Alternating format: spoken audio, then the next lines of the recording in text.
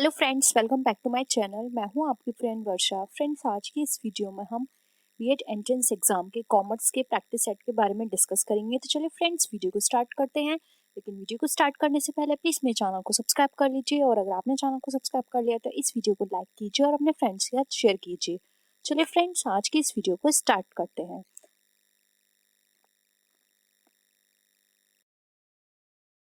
When the audit is conducted regularly or irregularly throughout the year, it is called, यानी कि जब भी हमारी ऑडिट कंडक्ट की जाती है या फिर ऑडिट होती है, अब रेगुलरली बेसिस पर हो या फिर इरेगुलरली बेसिस पर थ्रू आउट द ईयर, तो उसको क्या बोलते हैं?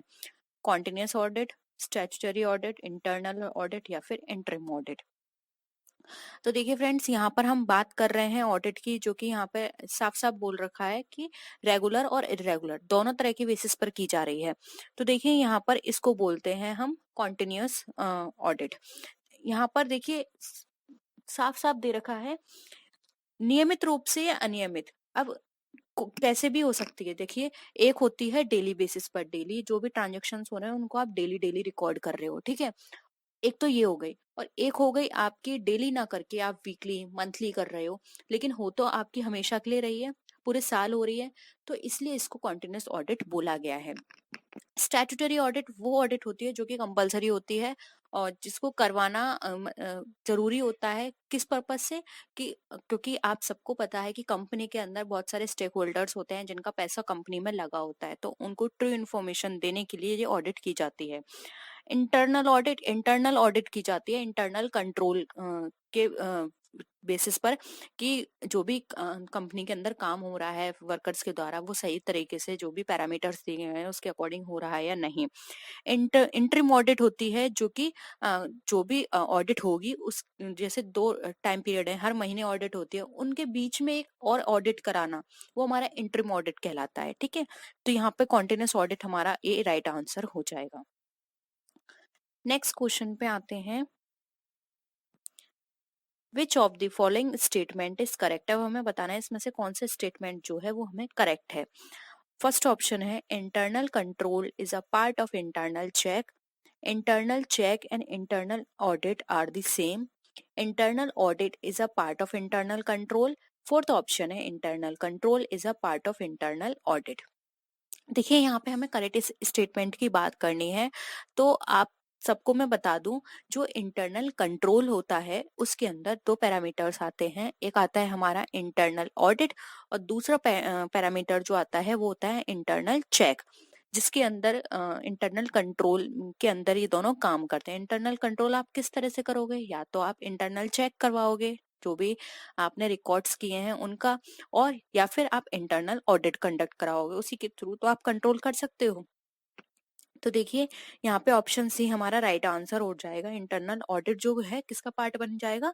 इंटरनल कंट्रोल का। ऑप्शन वन बोल रहा है internal control is a part of internal check. नहीं नहीं, ये बिल्कुल भी नहीं है, जबकि इंटरनल कंट्रोल है इसका पार्ट, ना कि इंटरनल कंट्रोल इंटरनल चेक का पार्ट है, तो ये तो हमारा गलत हो गया। सेकंड ऑप्शन बोल रहा है internal check and internal audit are the same. नहीं, सेम नहीं है। इंटरनल चेक में सिर्फ चेक किया जाता है, इसमें कोई रिपोर्ट नहीं दी जाती, जबकि इंटरनल ऑडिट में एक रिपोर्ट भी दी जाएगी। जो भी फाइंडिंग्स मिलेंगी कि हाँ ये सही तरह से हो रहा है या नहीं, इन सब के बेसिस पे इंटरनल ऑडिट में एक रिपोर्ट प्रिपेयर की जाती है, जबकि चेक में ऐसा कुछ भी नहीं होता। तो ऑप्शन ये भी हमारा कट गया। फिर है हमारा internal control is a part of internal audit. Again वही वाली बात है, इंटरनल कंट्रोल इसका पार्ट नहीं है, इंटरनल ऑडिट इसका पार्ट होता है, ठीक है। तो आई होप ये क्वेश्चन भी आपको क्लियर है, और सारे ऑप्शंस भी। नेक्स्ट आते हैं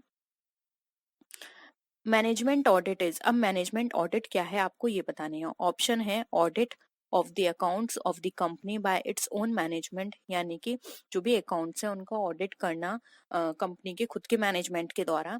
सेकंड ऑप्शन है audit of the companies account done by government auditors, यानी कि जो भी ऑडिट है कंपनी का वो गवर्नमेंट ऑडिटर्स के द्वारा करवाया जाए, ये फाइंड आउट करने के लिए कि जो मैनेजमेंट की कमियां हैं या फिर मैनेजमेंट जो है वो किस तरह से काम कर रहा है, फेल तो नहीं है वो उसको करने में, ये सारी चीजें चेक करना।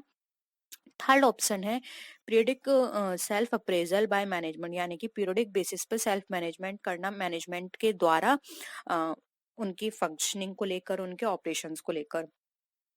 फोर्थ ऑप्शन है inspection of companies account by government representatives to prevent operation of the shareholders, यानी कि इंस्पेक्शन करना गवर्नमेंट रिप्रेजेंटेटिव के द्वारा कि वो किसी भी तरह का जो शेयर होल्डर्स हैं उनके लिए कोई ऑपरेशन का काम तो नहीं कर रहा। ऑपरेशन का मतलब यहाँ पर होता है उनको उत्पीड़न का या फिर उनको किसी भी तरह से एक्सप्लॉइट करने का। आप इसका एक्सप्लॉइट लेकर भी चल सकते हैं, ठीक है।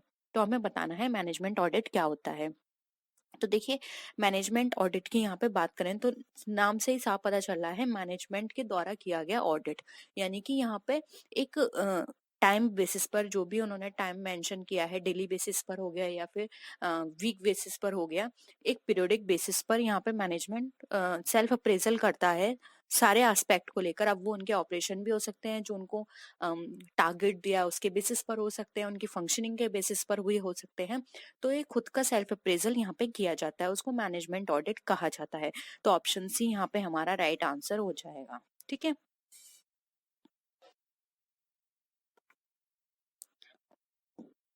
नेक्स्ट क्वेश्चन है auditing which is taken up when final accounts are ready is called.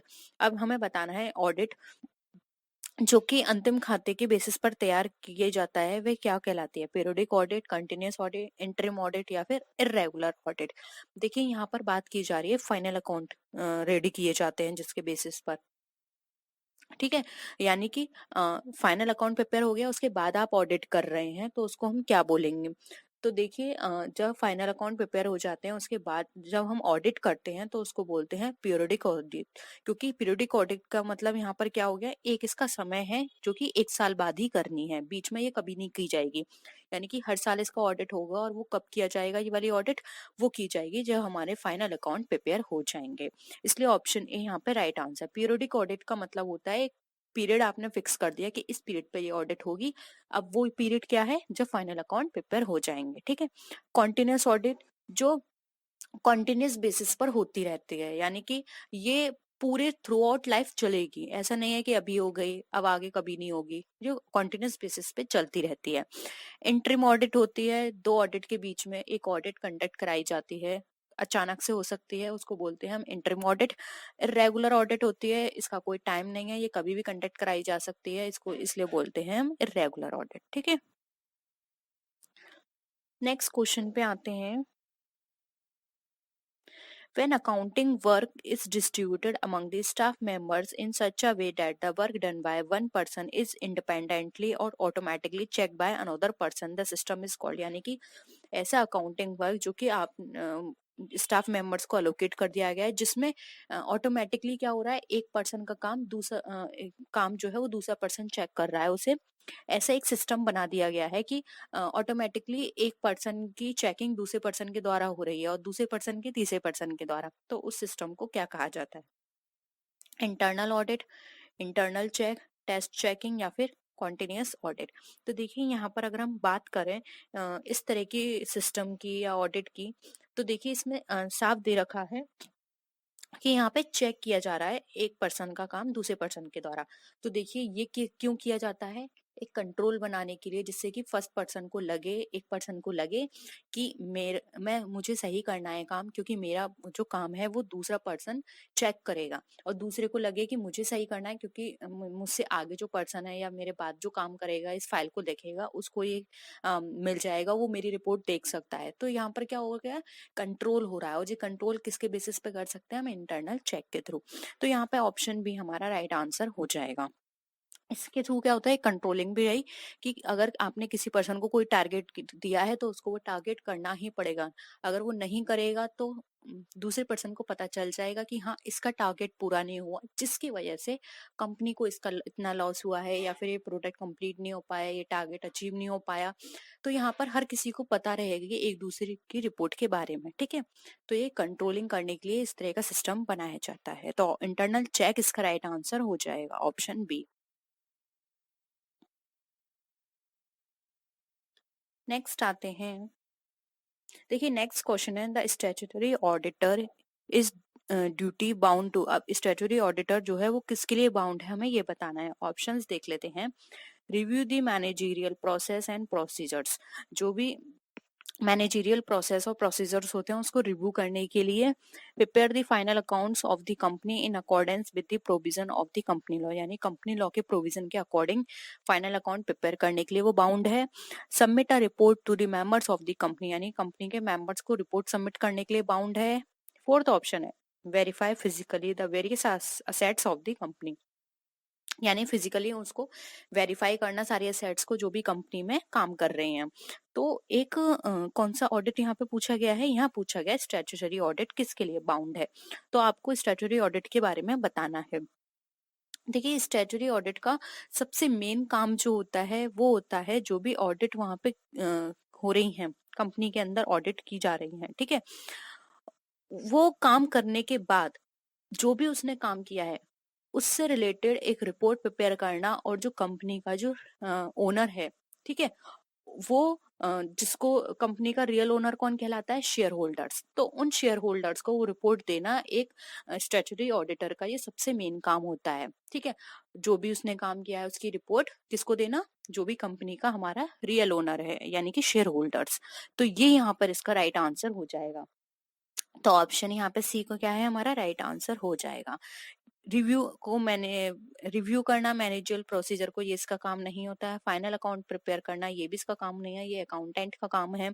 Verify करना ये भी इसका काम नहीं है, ठीक है।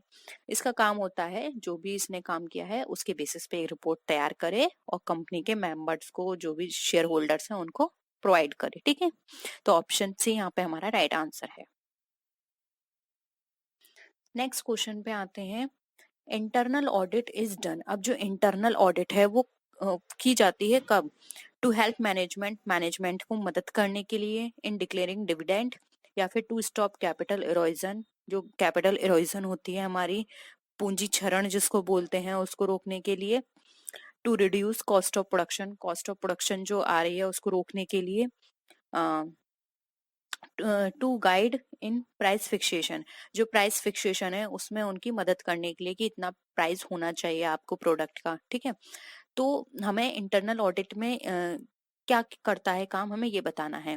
तो देखिए यहाँ पे इंटरनल ऑडिट की यहाँ पे बात करें तो इंटरनल ऑडिट में क्या होता है कि जो भी कैपिटल का काम है, कैपिटल किस हिसाब से यूज की जा रही है, कैपिटल किस तरह से ज्यादा बेटर वे में हम उसको यूटिलाइज कर सकते हैं, ये काम करना होता है हमारा इंटरनल ऑडिट का। तो यहाँ पर इसका जो राइट आंसर होगा वो होगा टू स्टॉप कैपिटल इरोजन, ठीक है। क्योंकि एक संस्था के जितने भी हिसाब किताब होते हैं उनको समय समय पर कितना सैलरी दी गई है, कर्मचारियों के द्वारा क्या कैसे सारा सिस्टम है करना है, ये सारी चीजें हमारे इंटरनल ऑडिटर देखता है। तो इंटरनल ऑडिट के अंदर ये सारे काम किए जाते हैं। अब बात करें इंटरनल ऑडिट की तो देखिए to help management in declaring dividend ये फाइनल अकाउंट से हो जाएगा, ठीक है। To reduce cost of production ये भी अकाउंट्स प्रिपेयर किए जाते हैं, वहां से हेल्प हो जाएगी। To guide in price fixation, again हम जो भी अकाउंट्स प्रिपेयर करते हैं उनके बेसिस पर हम इजीली यहाँ पे पता लगा सकते हैं कि हमारे को जो बजट प्रिपेयर किया गया है, जो अकाउंट्स प्रिपेयर किए गए हैं, वहां से हम इनको गाइडेंस मिल सकती है कि हमें अपने प्राइस कितने रखने हैं, ठीक है। तो ये यहाँ पर हेल्प नहीं करेगी, इंटरनल ऑडिट हेल्प करेगी कैपिटल इरोजन को स्टॉप करने में, ठीक है। तो ऑप्शन बी यहाँ पे हमारा क्या हो जाएगा, राइट आंसर हो जाएगा। नेक्स्ट क्वेश्चन पे आते हैं। Internal control covers the following, अब देखिए आप, मैंने पहले क्वेश्चन में आपको सीधे सीधे जो बताया था वो एग्जैक्ट यहाँ पर अप्लाई होगा। इंटरनल कंट्रोल में मैंने आपको 2 पॉइंट बताए थे, उसी के बेसिस पर आपको आंसर करना है। फर्स्ट है statutory audit, internal audit and internal check, internal check and internal audit, internal check, internal audit, statutory audit and physical control of assets. Third option, last option है हमारा internal check, internal audit, statutory audit and physical control of assets. तो हमें बताना है internal control के अंदर कौन कौन से 2 एस्पेक्ट कवर होते हैं, या फिर 3 या 4, ठीक है। तो देखिए मैंने आपको स्टार्टिंग में बताया था कि इंटरनल कंट्रोल हम क्यों करते हैं, ये देखने के लिए कि जो भी टारगेट, जो भी ड्यूटीज दी गई हैं वो सही से हो रही हैं या नहीं, जो भी पर्सन कंपनी में काम कर रहा है उसके जो भी जॉब अलोकेट की गई है उसको वो सही से कर रहा है या नहीं, ये देखना होता है, ठीक है। अब ये आप कैसे चेक करेंगे? तो इसको चेक करने के इंटरनल कंट्रोल में दो एस्पेक्ट थे। फर्स्ट था हमारा इंटरनल चेक एंड सेकंड था हमारा इंटरनल कंट्रोल। इसके बेसिस पर आप कर सकते हैं। बाकी के ऑप्शंस की जरूरत नहीं है आपको, सिर्फ इन दो के बेसिस पर आप ये सारी चीजें पता लगा सकते हैं। तो देखिए यहाँ पे ऑप्शन बी में internal check and internal control हमें दे रखा है, सॉरी इंटरनल ऑडिट, जिसके बेसिस पर हम इंटरनल कंट्रोल कर सकते हैं। तो यहाँ पर यही पूछा गया है कि इंटरनल कंट्रोल में क्या क्या चीजें कवर की गई हैं। तो ये दो चीजें हैं, internal check and internal audit, जो इसके अंदर कवर किया गया है। स्टैट्यूटरी ऑडिट हमारा इंटरनल काम नहीं होता, ये एक्सटर्नल काम है। मैंने आपको बताया ये इसकी रिपोर्ट किसको जाती है, शेयर होल्डर्स को, जो कि हमारे एक्सटर्नल पार्टी हैं, ठीक है। और इसके अलावा देखिए फिजिकल कंट्रोल ऑफ असेट्स, ये भी हमारा इंटरनल कंट्रोल का काम नहीं है। हमारा इसमें कवर होती है सिर्फ दो चीज, internal check and internal control. क्योंकि internal check and internal audit, sorry internal audit, जिसमें ये हमारे असेट्स भी यहाँ पे कंट्रोल कर ली जाएगी। जो भी हमारे स्टैट्यूटरी ऑडिट है, ये सारी चीजें ही हमारे हमारी इन दो चीजों में कवर हो जाएंगी, ठीक है। तो यहाँ पर ऑप्शन बी हमारा राइट आंसर हो जाएगा। नेक्स्ट क्वेश्चन है, internal auditor in a company is appointed by. अब जो इंटरनल ऑडिटर है वो कंपनी में अपॉइंट किया जाता है किसके द्वारा, share holders, management, central government या फिर द कंपनी लॉ बोर्ड। तो यहाँ पर बात करें इंटरनल ऑडिटर की कंपनी में किसके द्वारा अपॉइंट किया जाते हैं, तो ये अपॉइंट किए जाते हैं इंटरनल ऑडिटर मैनेजमेंट के द्वारा। तो ऑप्शन बी यहाँ पे हमारा राइट आंसर है, ठीक है। नेक्स्ट है, internal auditor is helpful in respect of. Internal auditor जो है वो हेल्पफुल होता है किस रेस्पेक्ट में, इंटेंसिव ऑडिटिंग के हेल्प में के रूप में, लीगल ऑडिटिंग, इंटरनल चेकिंग या फिर preventing the errors and frauds के लिए। तो इंटरनल ऑडिटर की बात करें तो इंटरनल ऑडिटर का काम होता है जो भी कंपनी के अंदर कार्य किए जा रहे हैं, फंक्शंस हो रहे हैं, उन सब की डीप स्टडी करना है, जिससे कि जो भी प्रॉब्लम है उसको इजीली फाइंड आउट किया जा सके, ठीक है। तो इंटरनल ऑडिटर का काम होता है कैसा, इंटेंसिव ऑडिटिंग का, ठीक है। तो ऑप्शन ए यहाँ पे हमारा राइट आंसर हो जाएगा, जिसके अंदर लीगल ऑडिटिंग, इंटरनल चेकिंग और preventing of errors and frauds, ये तीनों पॉइंट हमारे किस में कवर हो जाएंगे, ये हमारे इस पॉइंट में कवर हो जाएंगे। क्योंकि जब डीप स्टडी होगी, डीप ऑडिटिंग होगी, तो ये सारे पॉइंट्स जो हैं वो इसमें कवर होंगे और ये सारे इजीली फाइंड आउट हो जाएंगे। तो ऑप्शन ए यहाँ पे हमारा राइट आंसर हो जाएगा। नेक्स्ट क्वेश्चन है, for which of the following types of enterprises and independent financial audit is required statutorily. यानी कि अब इसमें हमें बताना है कि किस प्रकार के उद्योगों और स्वतंत्र वित्तीय लेखा परीक्षा के लिए वैधानिक रूप से आवश्यक है, कंपनी में, पार्टनरशिप फॉर्म में, हिंदू अनडिवाइडेड फैमिली या फिर रजिस्टर्ड फॉर्म में। तो यहाँ पर अगर हम बात करें इंडिपेंडेंट फाइनेंशियल ऑडिटर की, ऑडिट की, तो देखिए यहाँ पर अगर हम बात करें तो कंपनीज के अंदर ये रखना अनिवार्य हो जाता है। तो ऑप्शन ए यहाँ पे हमारा राइट आंसर हो जाए। जबकि पार्टनरशिप फॉर्म में डिपेंड करता है मेंबर्स पे, हिंदू अनडिवाइडेड फैमिली में भी उनकी मेंबर्स में डिपेंड करता है, और रजिस्टर फॉर्म में भी। जबकि कंपनी में क्यों कंपलसरी होता है, क्योंकि कंपनी में बाहर की पार्टियां भी इन्वॉल्व होती हैं, उनका इन्वेस्टमेंट होता है, इसलिए यहाँ पर एक ऑडिट होना कंपलसरी होता है, ठीक है। तो ऑप्शन ए यहाँ पे हमारा राइट आंसर हो जाएगा। नेक्स्ट क्वेश्चन है, audit at the end of the year is known as. अब जो ऑडिट होती है at the end of the year, उसे क्या कहा जाता है, periodic audit, standard audit, interim audit या फिर कॉन्टिन्यूअस ऑडिट। तो देखिए यहाँ पर अगर हम ऑडिट की बात करें जो कि eight the end of the year होती है, तो उसको अभी मैंने आपको एक क्वेश्चन में डिस्कस किया था, उसको बोलते हैं पीरियोडिक ऑडिट। तो ऑप्शन ए यहाँ पे हमारा राइट आंसर है। नेक्स्ट है, internal check is a part of. Internal check किसका पार्ट है ये बताना है, internal audit, internal control, annual audit या फिर स्टैट्यूटरी ऑडिट। अभी अभी मैंने आपको ये समझाया था, ये हमारा इंटरनल कंट्रोल का पार्ट है। तो ऑप्शन बी यहाँ पे हमारा क्या हो जाएगा, राइट आंसर हो जाएगा। नेक्स्ट है, a written plan containing details regarding the conduct of a particular audit is called। अब एक रिटन प्लान है जिसके अंदर सारी डिटेल्स हैं हमारी, किस तरह से कंडक्ट होगी ऑडिट उसके बारे में, उसको क्या कहा जाता है, audit programme, audit memorandum, audit notebook या फिर नन ऑफ दीज। तो अगर हम ऐसे रिटन प्लान की बात करें तो देखिए इस प्लान जिसके अंदर सारे चीजों के बारे में मेंशन होता है, क्या कैसे करना है, उसको बोला जाता है ऑडिट प्रोग्राम। ठीक है, जिसमें अंकेक्षण से संबंधित सारी चीजें डिटेल में डिस्क्राइब की गई होती हैं, जिसके बेसिस पर उसको सारी अपनी ड्यूटीज करनी होती हैं। तो ऑप्शन ए यहाँ पे हमारा राइट आंसर हो जाएगा, ऑडिट प्रोग्राम। नेक्स्ट क्वेश्चन है, scope of internal audit is determined by. अब जो इंटरनल ऑडिट का जो स्कोप है वो डिटरमाइन किसके द्वारा किया जाता है? Share holders, management, provision of companies act 1956 या फिर ऑल ऑफ द अबव। तो देखिए यहाँ पे इंटरनल ऑडिट के स्कोप की बात करें तो इंटरनल ऑडिट का जो स्कोप होता है वो हमारा यहाँ पे निर्धारित किया जाता है मैनेजमेंट के द्वारा, क्योंकि यहाँ पे इंटरनल की बात की जा रही है। तो इंटरनल की सारी एक्टिविटीज कौन देखते हैं? मैनेजमेंट देखता है। तो ऑप्शन बी यहाँ पे हमारा राइट आंसर हो जाएगा। ये मैनेजमेंट का काम होता है कि एक इंटरनल ऑडिट को क्या कैसे चीजें करनी है, उनको कितने रिस्ट्रिक्शंस देने हैं, उनको कितनी पावर देनी है, ये सारा काम हमारे मैनेजमेंट का होता है। तो ऑप्शन बी यहाँ पे हमारा राइट आंसर है।